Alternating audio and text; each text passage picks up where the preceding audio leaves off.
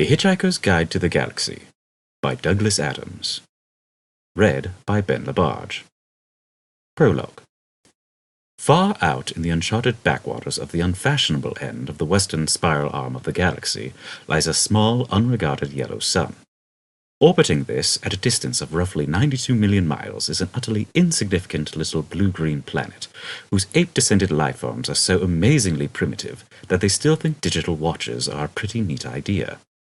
This planet has, or rather had, a problem, which is this. Most of the people on it were unhappy for pretty much of the time. Many solutions were suggested for this problem, but most of these were largely concerned with the movements of small green pieces of paper, which is odd, because on the whole it wasn't the small green pieces of paper that were unhappy. And so the problem remained. Lots of the people were mean, and most of them were miserable, even the ones with digital watches. Many were increasingly of the opinion that they'd all made a big mistake in coming down from the trees in the first place, and some said that even the trees had been a bad move, and that no one should ever have left the oceans. And then, one Thursday, nearly 2,000 years after one man had been nailed to a tree for saying how great it would be to be nice to people for a change, one girl sitting on her own in a small cafe in Rickmansworth suddenly realized what it was that had been going wrong all this time, and she finally knew how the world could be made a good and happy place. This time it was right, it would work, and no one would have to get nailed to anything. Sadly, however, before she could get to a phone and tell anyone about it, a terribly stupid catastrophe occurred, and the idea was lost forever. This is not her story, but it is the story of that terrible stupid catastrophe and some of its consequences. It is also the story of a book called The Hitchhiker's Guide to the Galaxy. Not an Earth book, never published on Earth, and until that terrible catastrophe occurred, never seen or heard by any Earthman. Nevertheless, a wholly remarkable book. In fact, it was probably the most remarkable book ever to come out of the great publishing houses of Ursa Minor, of which no Earthman had ever heard of either. Not only is it a wholly remarkable book, it is also a highly successful one. More popular than the Celestial Home Care Omnibus, better selling than 50 More Things to Do in Zero Gravity, and more controversial than Ulan Kolafid's trilogy of philosophical blockbusters Where God Went Wrong, Some More of God's Greatest Mistakes, and Who Is This God Person Anyway? In many of the more relaxed civilizations on the outer eastern rim of the galaxy, The Hitchhiker's Guide has already supplanted the great Encyclopedia Galactica as the standard repository of all knowledge and wisdom. For though it contains many omissions and contains much that is apocryphal, or at least wildly inaccurate, it scores over the older, more pedestrian work in two important respects. First, it is slightly cheaper, and secondly, it has the words "Don't Panic" inscribed in large friendly letters on its cover. But the story of this terrible stupid Thursday, and the story of its extraordinary consequences, and the story of how these consequences are inexorably intertwined with this remarkable book, begins very simply. It begins with a house. Chapter 1. The house stood on a slight rise just on the edge of the village. It stood on its own and looked over a broad spread of west country farmland. Not a remarkable house by any means. It was about 30 years old, squattish, squarish, made of brick, and had 4 windows set in the front of a size and proportion which more or less exactly failed to please the eye. The only person for whom the house was in any way special was Arthur Dent, and that was only because it happened to be the one he lived in. He had lived in it for about 3 years, ever since he had moved out of London, because it made him nervous and irritable. He was about 30 as well, dark-haired, and never quite at ease with himself. The thing that used to worry him most was the fact that people always used to ask him what he was looking so worried about. He worked in local radio, which he always used to tell his friends was a lot more interesting than they probably thought. It was, too. Most of his friends worked in advertising. It hadn't properly registered with Arthur that the council wanted to knock down his house and build a bypass instead. At 8 o'clock on Thursday morning, Arthur didn't feel very good. He woke up blearily, got up, wandered blearily around his room, opened a window, saw a bulldozer, found his slippers, and stomped off to the bathroom to wash. Toothpaste on the brush, so scrub. Shaving mirror pointed at the ceiling, he adjusted it. For a moment, it reflected a second bulldozer through the bathroom window. Properly adjusted, it reflected Arthur Dent's bristles. He shaved them off, washed, dried, and stomped off to the kitchen to find something pleasant to put in his mouth. Kettle, plug, fridge, milk, coffee, yawn. The word bulldozer wandered through his mind for a moment in search of something to connect with. The bulldozer outside his kitchen window was quite a big one. He stared at it. Yellow, he thought, and stomped back to his bedroom to get dressed. Passing the bathroom, he stopped to drink a large glass of water, and then another. He began to suspect that he was hungover. Why was he hungover? Had he been drinking the night before? He supposed that he must have been. He caught a glint in the shaving mirror. Yellow, he thought, and stomped on to the bedroom. He stood and thought. The pub, he thought. Oh dear, the pub. He vaguely remembered being angry. Angry about something that seemed important. He'd been telling people about it at great length. He rather suspected. His clearest visual recollection was of glazed looks in other people's faces, something about a new bypass he had just found out about. It had been in the pipeline for months, only no one seemed to have known about it. Ridiculous. He took a swig of water. It would sort itself out, he decided. No one wanted a bypass. The council didn't have a leg to stand on. It would sort itself out. God, what a terrible hangover it had earned him, though. He looked at himself in the wardrobe mirror. He stuck out his tongue. Yellow, he thought. The word yellow wandered through his mind in search of something to connect with. 15 seconds later, he was out of his house and lying in front of a big yellow bulldozer that was advancing up his garden path.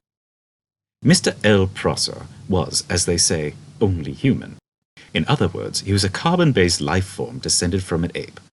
More specifically, he was 40, fat and shabby, and worked for the local council.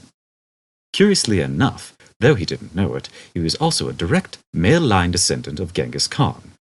Though intervening generations and racial mixing had so juggled his genes that he had no discernible mongoloid characteristics, and the only vestiges left in Mr. L. Prosser of his mighty ancestry were a pronounced stoutness about the tongue and a predilection for little fur hats.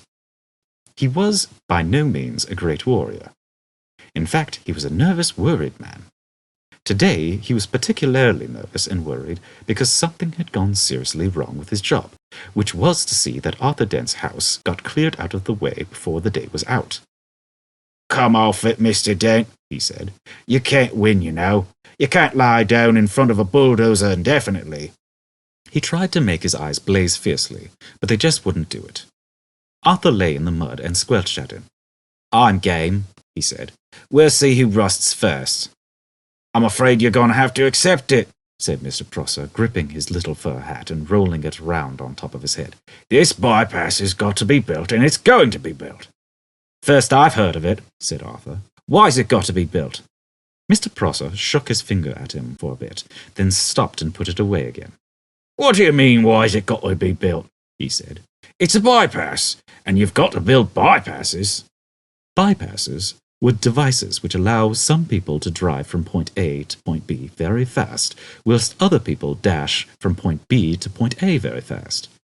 People living at point C, being a point directly between, are often given to wonder what's so great about point A that so many people of point B are so keen to get there, and what's so great about point B that so many people of point A are so keen to get there. They often wish that people would just once and for all work out where the hell they wanted to be. Mr. Prosser wanted to be at point D. Point D wasn't anywhere particular. It was just any convenient point that was a very long way from points A, B, and C.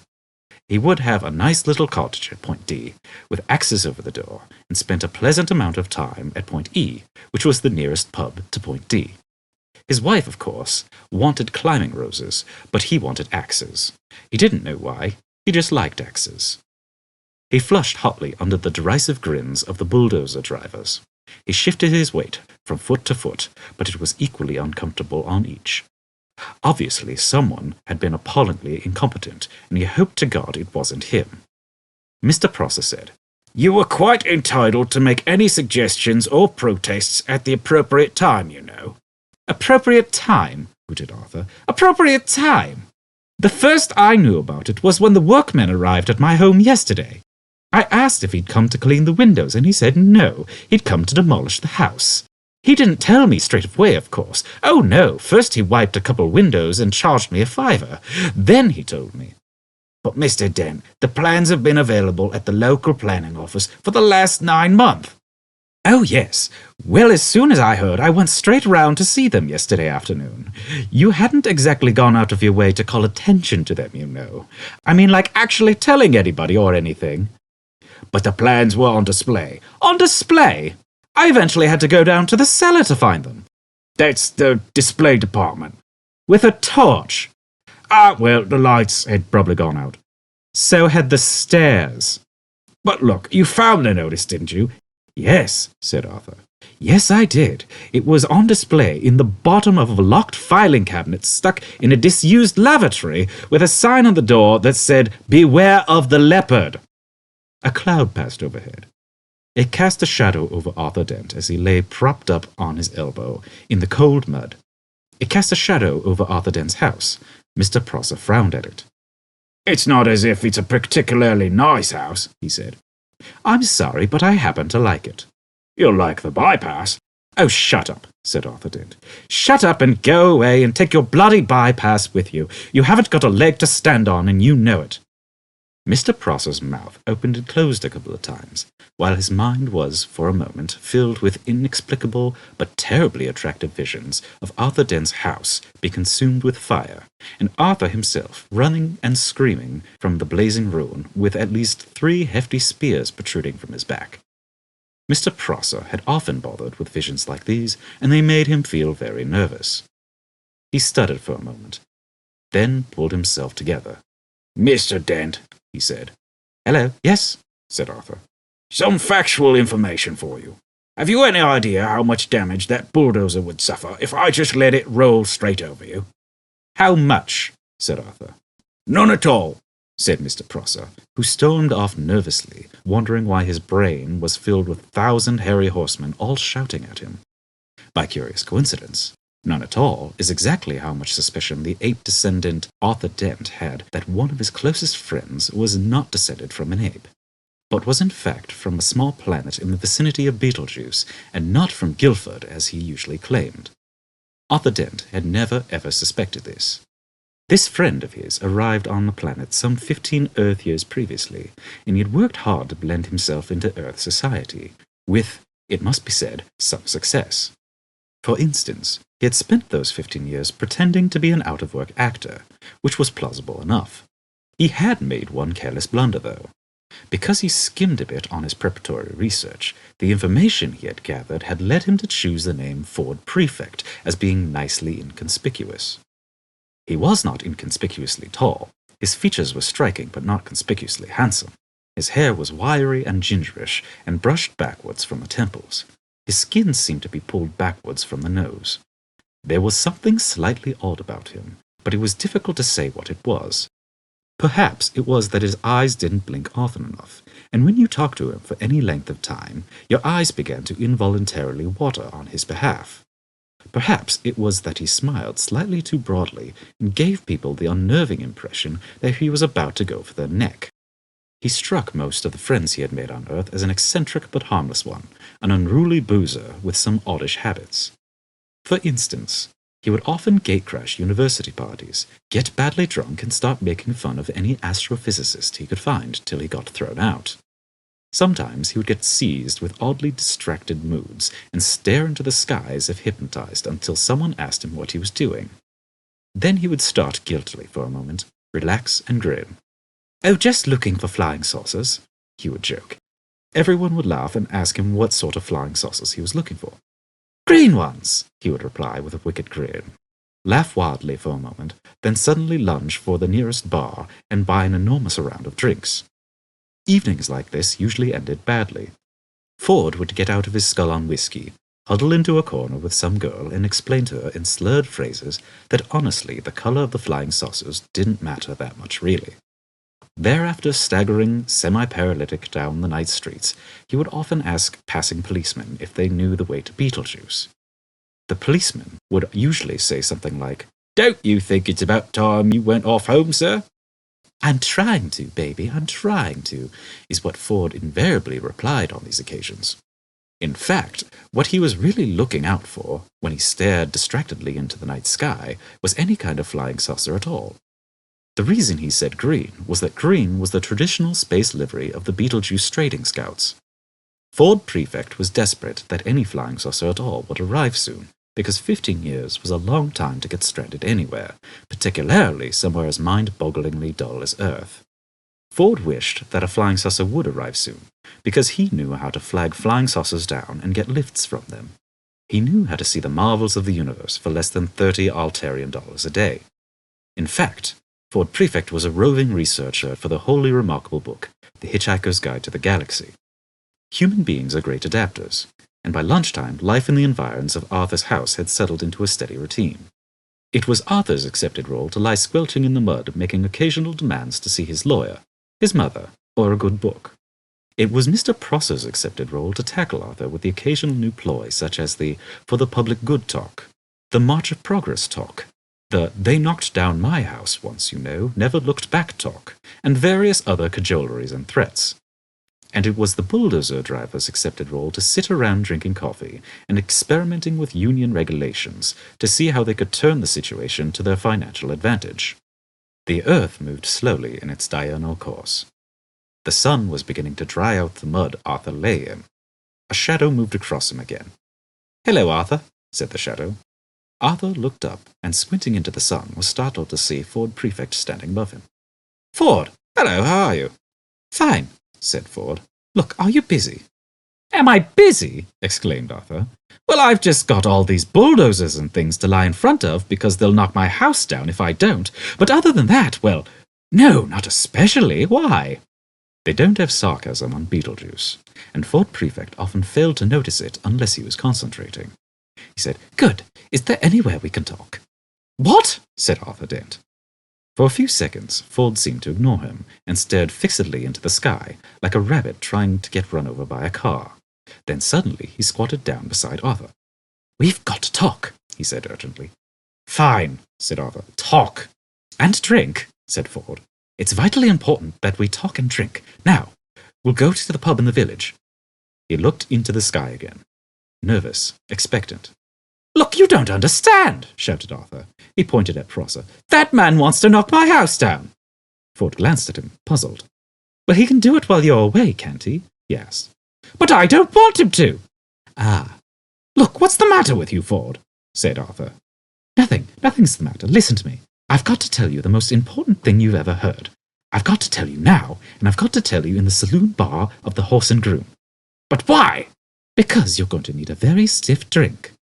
Ford stared at Arthur, and Arthur was astonished to find that his will was beginning to weaken. He didn't realize that this was because of an old drinking game that Ford learned to play in the hyperspace ports that served the Mandrite mining belts in the star system of Orion Beta. The game was not unlike the Earth game called Indian Wrestling, and was played like this. 2 contestants would sit either side of a table, with a glass in front of each of them. Between them would be placed a bottle of Jank spirits, as immortalized in that ancient Orion mining song, "Oh, don't give me none more of that old Jank spirit. No, don't you give me none more of that old Jank spirit. For my head will fly, my tongue will lie, my eyes will fry, and I may die. Won't you pour me one more of that sinful old Jank spirit?" Each of the 2 contestants would then concentrate their will on the bottle and attempt to tip it and pour spirit into the glass of his opponent, who would then have to drink it. The bottle would then be refilled. The game would be played again and again. Once you started to lose, you probably kept losing, because one of the effects of Jank spirit is to depress telepsychic power.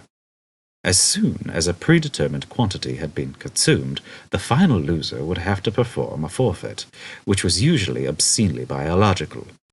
Ford Prefect usually played to lose. Ford stared at Arthur, who began to think that perhaps he did want to go to the Horse and Groom after all.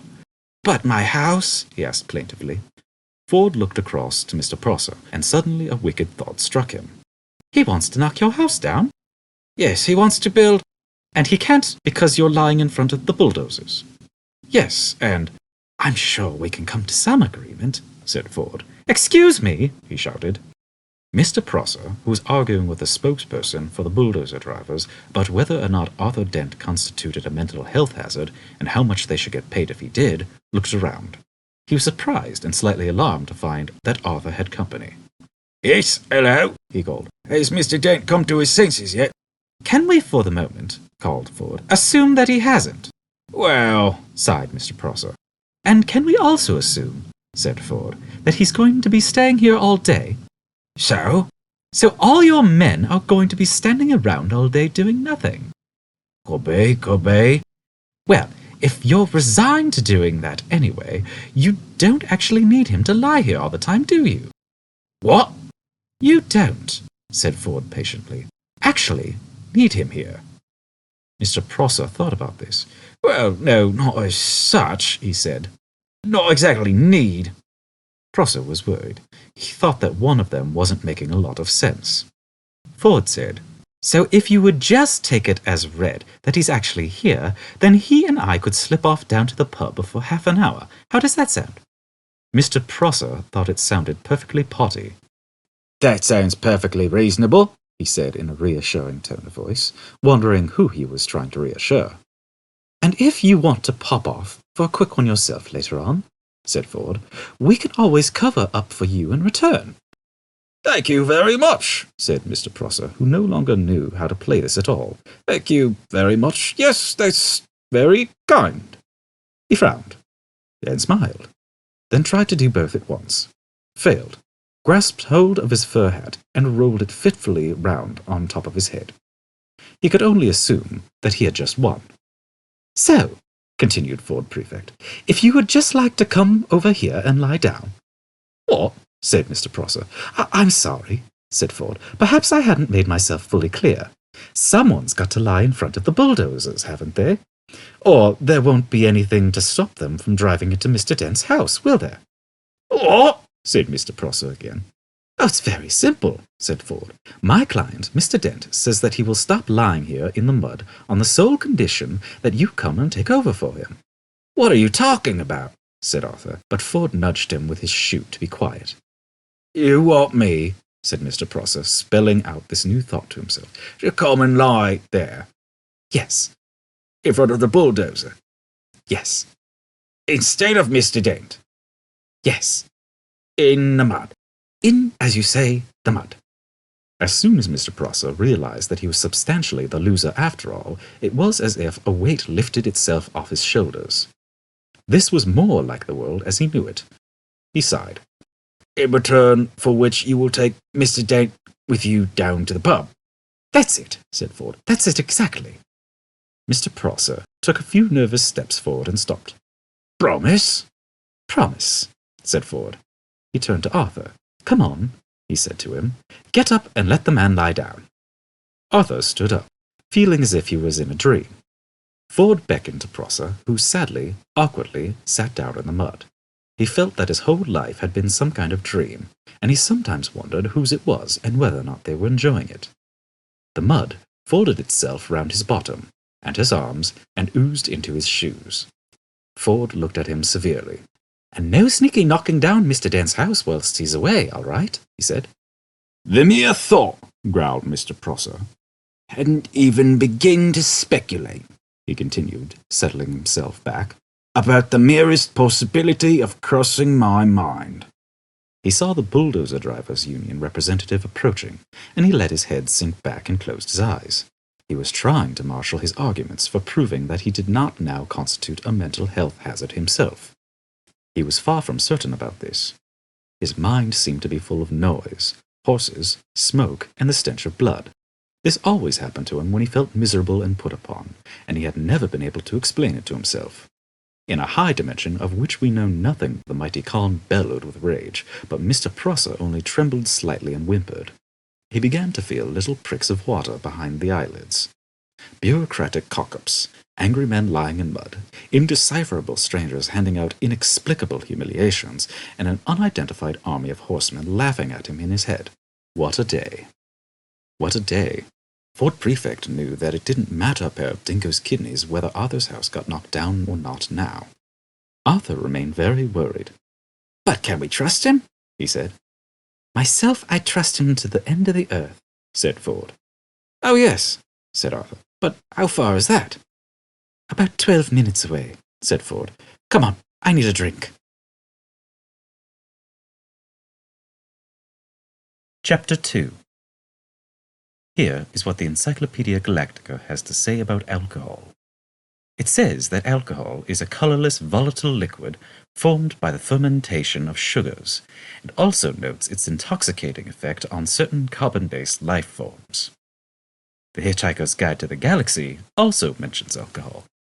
It says that the best drink in existence is the Pan-Galactic Gargle Blaster.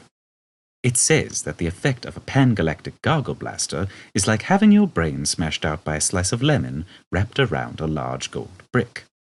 The guide also tells you on which planets the best Pan-Galactic Gargle Blasters are mixed, how much you can expect to pay for one, and what voluntary organizations exist to help you rehabilitate afterwards. The guide even tells you how you can mix one yourself. Take the juice from one bottle of Old Jank Spirit, it says. Pour into it 1 measure of water from the seas of Santragonus 5. Oh, that Santraginian seawater, it says. Oh, those Santraginian fish. Allow 3 cubes of Arcturian megagin to melt into the mixture. It must be properly iced or the benzene is lost. Allow 4 liters of Phalian marsh gas to bubble through it, in memory of all those happy hikers who have died of pleasure in the marshes of Phalia. Over the back of a silver spoon float a measure of qualactin hypermint extract, redolent of all the heady odors of the dark qualactin zones, subtle, sweet, and mystic. Drop in the tooth of an Angolian sun tiger. Watch it dissolve, spreading the fires of the Angolian suns deep within the heart of the drink. Sprinkle Zemphyr. Add an olive. Drink, but very carefully. The Hitchhiker's Guide to the Galaxy sells rather better than the Encyclopedia Galactica. 6 pints of bitter, said Fort Prefect to the barman of the horsing groom. "And quickly, please. The world's about to end." The barman of the horsing groom didn't deserve this sort of treatment. He was a dignified old man. He pushed his glasses up his nose and blinked at Ford Prefect. Ford ignored him and stared out the window. So the barman looked instead at Arthur, who shrugged helplessly and said nothing. So the barman said, "Oh, yes, sir. Nice weather for it," and started pulling pints. He tried again. "Going to watch the match this afternoon, then?" Ford glanced round at him. No point," he said, and looked back out the window. "What's that? Foregone conclusion, then, you reckon, sir?" said the barman. "Arsenal without a chance?" No, said Ford. "It's just that the world's about to end." "Oh, yes, sir. So you said," said the barman, looking over his glasses, this time at Arthur. "Lucky escape for Arsenal if it did." Ford looked back at him, genuinely surprised. "No, not really," he said. He frowned. The barman breathed in heavily. "There we are, sir. 6 pints," he said. Arthur smiled at him wanly and shrugged again. He turned and smiled wanly at the rest of the pub, just in case any of them had heard what was going on. None of them had, and none of them could understand what he was smiling at them for. The man sitting next to Ford at the bar looked at the 2 men, looked at the 6 pints, did a swift burst of mental arithmetic, arriving at an answer he liked, and grinned a stupid, hopeful grin at them. "Get off," said Ford. "They're ours," giving him a look that would have made an Angolian sun tiger get on with whatever he was doing. Ford slapped a 5-pound note on the bar. He said, "Keep the change." "What, from a fiver?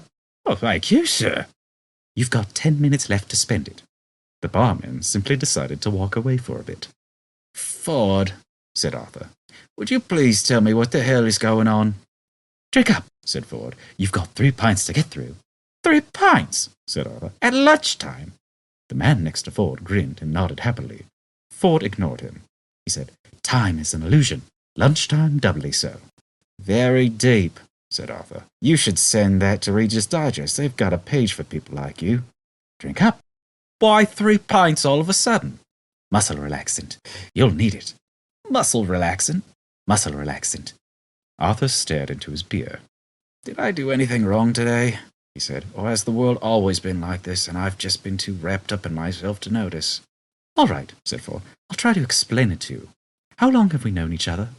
How long? Arthur thought. About 5 years, maybe 6, he said. Most of it seemed to make some sense at the time. All right, said Ford. How would you react if I said I'm not from Guildford, after all, but from a small planet somewhere in the vicinity of Beetlejuice? Arthur shrugged in a so-so sort of way. I don't know, he said, taking a pull of beer. Why? Do you think that's the sort of thing you're likely to say? Ford gave up. It wasn't worth bothering at the moment, what with the world being about to end. He just said, Drink up. He added, perfectly factually, The world's about to end. Arthur gave the rest of the pub a wan smile. The rest of the pub frowned at him. A man waved at him to stop smiling at them and mind his own business. This must be a Thursday, said Arthur, musing to himself, sinking low over his beer. I never could get the hang of Thursdays.